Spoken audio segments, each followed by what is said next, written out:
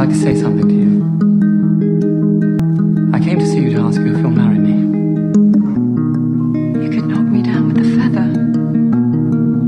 Could you not tell that I'm in love with you?